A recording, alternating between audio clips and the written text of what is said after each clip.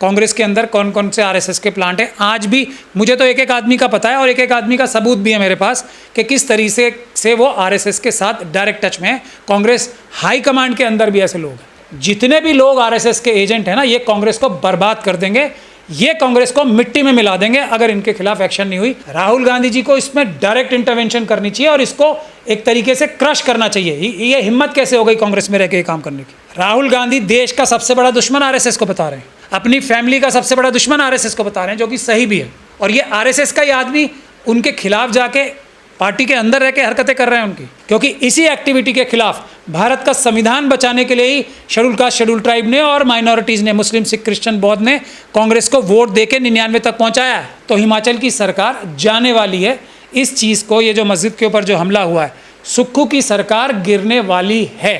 अगर कांग्रेस की हाईकमांड समझ जाती है तो हिमाचल बच जाएगा, वरना हिमाचल टूट के कांग्रेस की सरकार वहाँ पे बीजेपी की सरकार बनने वाली है। ये उसकी तरफ इशारा है, मैं पहले से वार्न कर रहा हूँ। सुक्खू जी अगर एक्शन नहीं लेते तो उन्हीं के इशारे पे ये मंत्री उनका बोल रहा है। लेकिन मैंने इस कांग्रेस पार्टी के लिए जितना बाकी लोगों ने पसीना बहाया होगा उससे ज़्यादा खून बहाया है इस कांग्रेस पार्टी के लिए।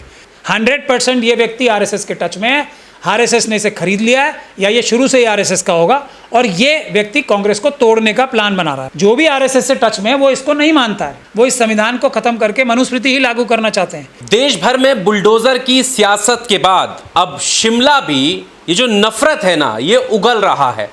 जगह जगह विरोध प्रदर्शन हो रहे हैं। सबसे पहले आप ये तस्वीरें देखिए, ये शिमला के अलग अलग जगह की तस्वीरें हैं और यहाँ पर मांग क्या की जा रही है। मांग ये की जा रही है कि एक मस्जिद है उसको अवैध बताया जा रहा है और उस मस्जिद को गिराने की मांग की जा रही है। और ये बीजेपी राज्य मतलब बीजेपी सरकार वाला प्रदेश नहीं है जहां ये आरोप लगते हैं कि जहां जहां बीजेपी सरकार है वहां ऐसा हो रहा है, वहां पर कांग्रेस की सरकार है।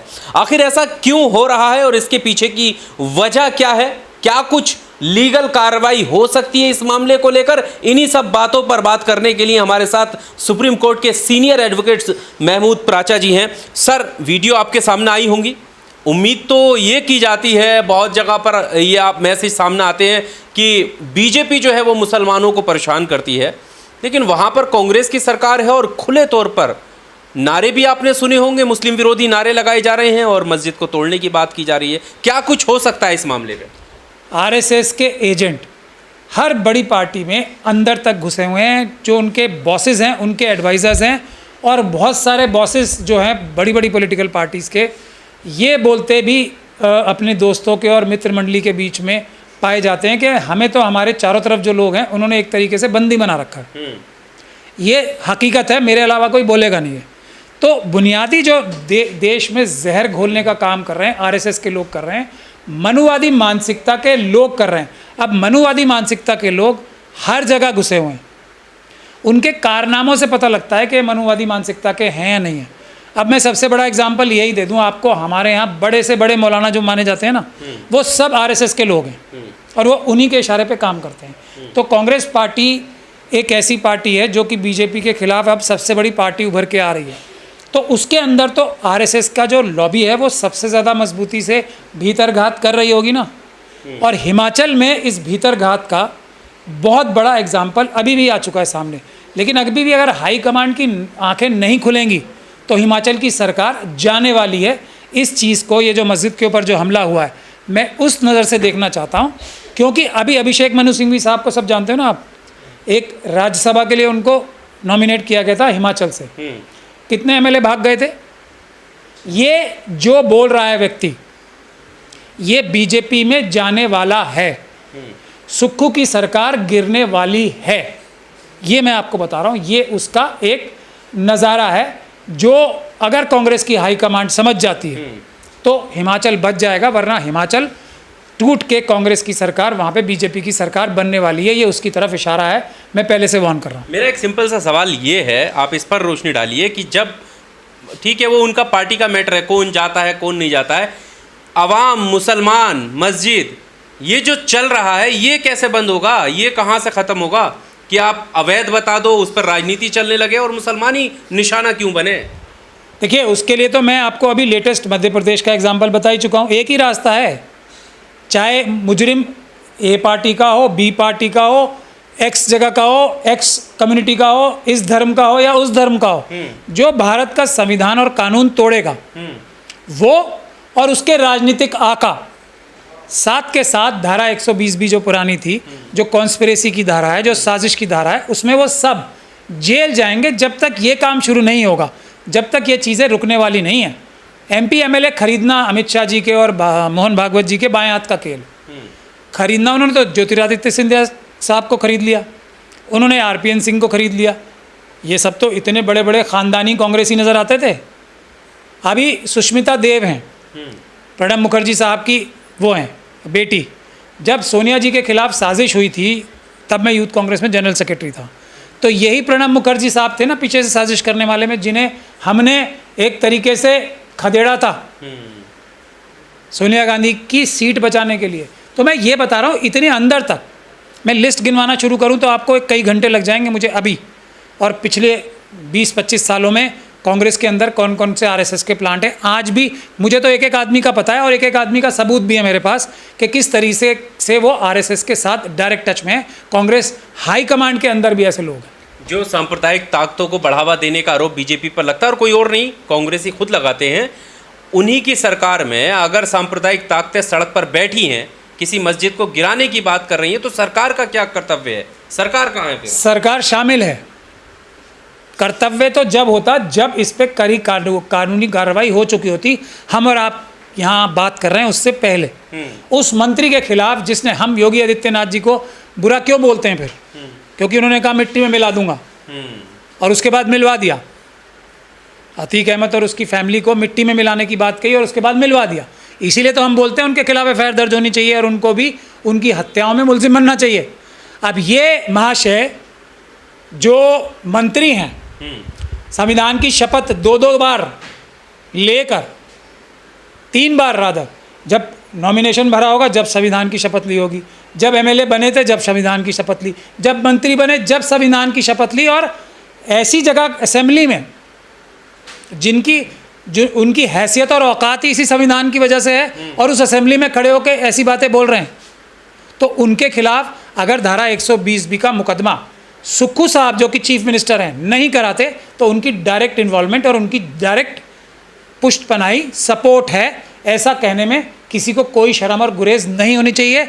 अगर यादव जी जो हैं मध्य प्रदेश के चीफ मिनिस्टर, वो उनके इशारे पे ये सब काम हो रहे हैं छतरपुर में जो हुए, तो उसी प्रकार से सुक्खू जी अगर एक्शन नहीं लेते तो उन्हीं के इशारे पे ये मंत्री उनका बोल रहा है। सुक्खू जी की प्रतिक्रिया आपने सुनी होगी, वो तो सेकुलर कह के निकल गए। देखिए मैंने, हमारा देश सेकुलर है, राज्य सेकुलर है, ये सेकुलर की परिभाषा है। ये तो हम सबको पता है लेकिन जो भारत का संविधान जो कि सबको बराबर की दृष्टि से देखता है, उसको तोड़ के कोई अपराध करता है तो चीफ मिनिस्टर की ड्यूटी होती है उसके खिलाफ कानूनी कार्रवाई करना, फिर चाहे वो उनका मंत्री क्यों ना हो। मंत्री के खिलाफ तो और मंत्री पहले खड़ा है ना, मंत्री के खिलाफ तो और ज़्यादा सख्त कानूनी कार्रवाई होनी चाहिए, क्योंकि वो तो बाकी आम जनता से, एक आम अपराधी से ज़्यादा जिम्मेदार व्यक्ति है, उनका रोज़ का साथी है। वो तो कैबिनेट तो मीटिंग रोज़ ही होती है ऑलमोस्ट, और एक दूसरे के डायरेक्ट टच में हमेशा रहते हैं कैबिनेट मिनिस्टर्स आपस में एक दूसरे के, चीफ मिनिस्टर साहब के। वो तो एकदम फ्रेंड होता है ना, कैबिनेट तो एकदम मित्र मंडली होती है एक तरीके से, तो गैंग है। तो इसीलिए उनको ये दिखाने के लिए कि मेरा कोई रोल नहीं है इसमें, ये आदमी RSS का प्लांटेड है और मैंने इसके खिलाफ कार्रवाई कर दी, अगर वो ऐसा नहीं करते तो इसका मतलब उनकी डायरेक्ट इन्वॉल्वमेंट है। और मैं जो कांग्रेस में RSS के टच में लोग नहीं हैं, मैं उनको फ्री ऑफ कॉस्ट सलाह दे रहा हूँ, और वो मैं इसलिए भी दे रहा हूँ, अब तो हम लोग सब बड़ी छाते के नीचे हैं, अम्बेडकराइट हैं हम सब, लेकिन मैंने इस कांग्रेस पार्टी के लिए जितना बाकी लोगों ने पसीना बहाया होगा उससे ज़्यादा खून बहाया इस कांग्रेस पार्टी के लिए। ये मान के राजीव गांधी जी ने मुझे ब्रेक दिया था कांग्रेस में, और मैं जिस खून से और जिस ख़ानदान से आता हूँ एहसान नहीं भूल सकते, जिस कम्युनिटी से आता हूँ, इसीलिए मैं फ्री ऑफ कॉस्ट सलाह दे रहा हूँ। ये जितने भी लोग RSS के एजेंट हैं ना, ये कांग्रेस को बर्बाद कर देंगे, ये कांग्रेस को मिट्टी में मिला देंगे अगर इनके खिलाफ एक्शन नहीं हुई। और जो व्यक्ति कांग्रेस के अंदर इस वक्त अपनी लीडरशिप को ये नहीं बताता कि इस एक्टिविटी को यहीं क्रश करो, क्योंकि इसी एक्टिविटी के खिलाफ भारत का संविधान बचाने के लिए ही शेड्यूल कास्ट, शेड्यूल ट्राइब ने और माइनॉरिटीज़ ने, मुस्लिम, सिख, क्रिश्चियन, बौद्ध ने कांग्रेस को वोट देके 99 तक पहुंचाया है, EVM को हराया है, बीजेपी को ही नहीं, EVM और बीजेपी दोनों को हराया है। और वो इन्हीं लोगों ने हराया जिसके खिलाफ आरएसएस और बीजेपी जिनसे हार चुकी है ना, उन लोगों के खिलाफ हमला हो रहा है। तो ये कांग्रेस की एग्जिस्टेंस पे हमला हो रहा है। इसी वजह से कांग्रेस की इतनी कम सीटें हुई थी, इन्हीं हरकतों की वजह से। अब ये दोबारा हो रही है, तो कांग्रेस के प्रति किसी का अगर लेश मात्र भी प्यार और इज्जत है ना संविधान के और कांग्रेस के प्रति, तो उसको, इस व्यक्ति को कांग्रेस से निकलवा के जेल में भिजवाने का फर्ज है हर एक उस कांग्रेसी का जो ईमानदारी से कांग्रेसी है। क्या लगता है, जैसे छतरपुर पर बात हुई, बुलडोजर एक्शन का सुनवाई भी हो गई उसमें, लेकिन अभी जो मामला ये 18वीं सदी की मस्जिद बताई जा रही है, और अगर इस तरीके के केस आपके पास आते हैं, लीगल एक्शन क्या हो सकता है, किस तरह से सबक सिखाया जा सकता है? मेरे पास छतरपुर वाले आ गए ना, हाँ। तो अब सबसे बड़ी जिम्मेदारी वहाँ के चीफ मिनिस्टर की है। क्यों? क्योंकि उसके संज्ञान में चीफ मिनिस्टर साहब के ये सब बातें हैं, और वो उसको खिलाफ एक्शन नहीं ले रहे सख्त। उसी तरीके से सुक्खू की जिम्मेदारी है, सुक्खू जी की डायरेक्ट जिम्मेदारी है ये। He is the boss of the cabinet, although he is one amongst the equal, लेकिन उनकी डायरेक्ट जिम्मेदारी है ये। अगर वो एक्शन नहीं लेते इस पर, यहाँ तक ठीक है कि उसने कर दिया, मुलजिम बनेंगे सीधे सीधे, जैसे यादव साहब बनेंगे वैसे सुक्खू भी बनेंगे, फ़र्क थोड़ी है कोई। यही उस हमले की तैयारी हो रही है। थोड़ा मुकदमा छोटा बनेगा क्योंकि अभी तक कोई हमला किया नहीं है उस तरह। मुकदमा नहीं कब हो जाए, इसीलिए मैं कह रहा हूँ कि अभी इनके ऊपर एनएसए लगनी चाहिए, सबके ऊपर। उन लोगों की वीडियो है, उनके ऊपर एनएसए लगानी चाहिए, क्योंकि हिमाचल तो एक बॉर्डर लाइन स्टेट भी है। ये साजिश जो बुनियादी तौर पे हो रही है ना, पाकिस्तान और चाइना से मिलकर आरएसएस करा रही है, और ये हिमाचल तो बॉर्डर लाइन स्टेट है। चाइना ने हमारी धरती जो है कितनी, अब ये 4000 किलोमीटर से ज़्यादा तो सुब्रमण्यम स्वामी साहब बोलते हैं। यही बात तो वो कह रहे हैं कि अवैध लोग आ गए हैं, उनके मंत्री यही तो कह रहे हैं जो अभी आप कह रहे हैं, तो इसका मतलब वो सही है। मैं चाइना को कह रहा हूँ, नहीं कहीं बाहर के भी हैं तो वो भी तो विदेशी है ना, सिर्फ चाइना के विदेशी मैं चाइना की बात बता रहा हूँ। कहीं बाहर से विदेशी आए ही नहीं है भारत में, जिसको ये बांग्लादेशी या रोहिंग्या बोलते हैं। ये आरएसएस की झूठी लाइन है। असम में मैंने खुद वो केस लड़े ना, मतलब जो कांग्रेस के मंत्री हैं वो आरएसएस की भाषा बोल रहे हैं, वो आरएसएस के आदमी हैं, और वो कांग्रेस तोड़ेंगे, ये मैं अभी से बता रहा हूँ। 100% ये व्यक्ति आरएसएस के टच में है। आरएसएस ने इसे खरीद लिया है, या ये शुरू से ही आरएसएस का होगा, और ये व्यक्ति कांग्रेस को तोड़ने का प्लान बना रहा है। मस्जिद कमेटी को क्या करना चाहिए?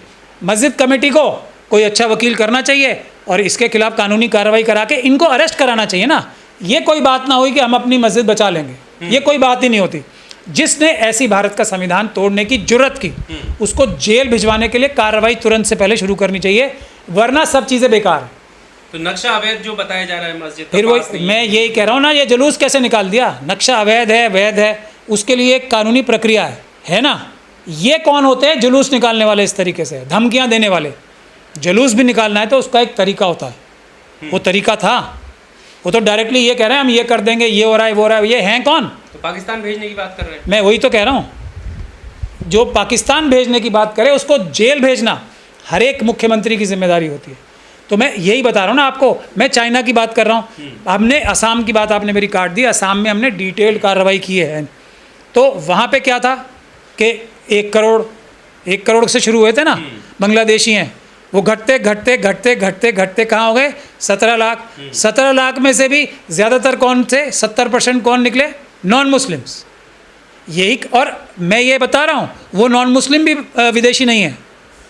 जो 17 लाख जो एनआरसी लिस्ट में आए, जो जिसके खिलाफ जो सुप्रीम कोर्ट द्वारा मॉनिटर थी, उससे भी पीछे हट गए ना ये। क्यों? क्योंकि एक भी व्यक्ति बांग्लादेशी नहीं है। ये सब झूठ, एक कहानी गढ़ी जाती है। हज़ारों करोड़ रुपए देश के बर्बाद कर दिए वहाँ पे। अब आप बताइए मुझे, जब हमने इनको आसाम में एक्सपोज किया, हमने जो आसाम का फार्मूला जो पूरे देश में रेप्लिकेट हो रहा था, CNRC का प्रोटेस्ट हम लोगों ने ही शुरू कराए थे ना, पीसफुल प्रोटेस्ट वो।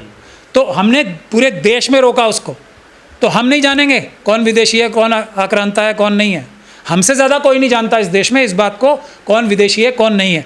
आरएसएस के लोग, हाँ ये है आरएसएस और बीजेपी के लोग, या आरएसएस और बीजेपी के लोग किसी भी धर्म में हो जो टच में है, वो ISI के टच में होंगे, वो चाइना की एजेंसीज़ के टच में होंगे। ऐसा हमारा शक ही नहीं, ऐसे हमारे पास एक नहीं सैकड़ों सबूत भी हैं। और इनकी सारी हरकतें वही हैं, बॉर्डर लाइन सब स्टेट्स में, मणिपुर से लगा के आप कश्मीर, राजस्थान तक, गुजरात तक, ये बदतमीज़ी और गंदगी फैलाते हैं आरएसएस वाले, ताकि चाइना हमारी ज़्यादा से ज़्यादा धरती खा सके। लद्दाख में 4000 किलोमीटर से ज़्यादा तो इनके खुद सीनियर लीडर बता रहे हैं खा गए। हिमाचल पे नज़र है, उत्तराखंड पे नज़र है चाइना की, उसके लिए मदद कर रहे हैं ताकि यहाँ अफरा तफरी फैले। ये आतंकवादी हैं, देशद्रोही हैं, चाइनीज़ एजेंट हैं, ये मंत्री भी। इसकी इन्वेस्टिगेशन होनी चाहिए कि इसने ये जो पूरी कार्रवाई की है, ये हिमाचल में एक तरीके से law and order situation create करने के लिए इस मंत्री ने की है। इस तरीके से इन्वेस्टिगेशन होनी चाहिए, यूएपीए की एफआईआर दर्ज करके। जैसा अभी रहने से लगना चाहिए, बॉर्डर से जुड़ा हुआ भी है, किन किन लोगों पर लगेगा? इतने सारे लोग प्रोटेस्ट कर रहे हैं। दूसरी चीज़, कोई पहला मामला नहीं है। इससे पहले आपने देखा होगा कि एक तस्वीर पोस्ट कर दी तो उसकी दुकान को लूट लिया गया। और ये जो रैली निकल रही है, ये कई बार निकल चुकी है कि यहाँ से मुसलमानों को भगाओ, असुरक्षित महसूस कर रहे हैं। ये एक नया चलन सा चल गया है। तो ये तो अपने ही देश के लोगों को जो बिहार से, यूपी से, अलग अलग राज्यों से वहाँ फेरी करने, मजदूरी करने जा रहा है, उनको मार दिया जाता है, आधार कार्ड चेक कर भगा दिया जाता है क्योंकि वो मुसलमान है। अपना देश तो देशवासियों का है ना। आरएसएस के लोगों की जो दिली इच्छा है वो इस संविधान के खिलाफ, बाबा साहब के खिलाफ है, और ये भारत के संविधान के खिलाफ है। इसे ख़त्म करके मनुस्मृति लाना चाहते हैं। तो ये आरएसएस के लोग तो इसके लिए हैं ही नहीं ना। ये तो हम और आप हैं जो इसके लिए हैं। जो भी आरएसएस से टच में है वो इसको नहीं मानता है। तो बुनियादी बात ही यही है, मुंह दिखाने के लिए वो कुछ भी बोले। वो तो देश तोड़ना ही चाहते हैं ना। वो इस संविधान को ख़त्म करके मनुस्मृति ही लागू करना चाहते हैं। उसके लिए चाइना से, पाकिस्तान से, इजराइल से मदद ले रहे हैं। वो पैसे की भी और उनके टेक्निक्स भी सीख रहे हैं। और सारी जो ये हरकतें हो रही हैं, ये सब इस नेक्सस से हो रही हैं। पाकिस्तान, चाइना और इजराइल के नेक्सस से आरएसएस वाले करा रहे हैं। क्या हिमाचल की कांग्रेस का समर्थन है उन लोगों को जो वहाँ पे प्रोटेस्ट पे बैठे हैं? कांग्रेस का नहीं हो सकता। कांग्रेस के अंदर जो आरएसएस के एलिमेंट है उनका समर्थन नहीं है, वही ये करा रहे हैं देश को मजबूत करने के, कमज़ोर करने के लिए और कांग्रेस को कमज़ोर करने के लिए, और राहुल गांधी की सारी मेहनत को मिट्टी में, नाली में बहा देने के लिए सारी हरकतें हो रही हैं। राहुल गांधी क्यों नहीं बोल रहे? मैं यही कह रहा हूँ ना, गलती कर रहे हैं।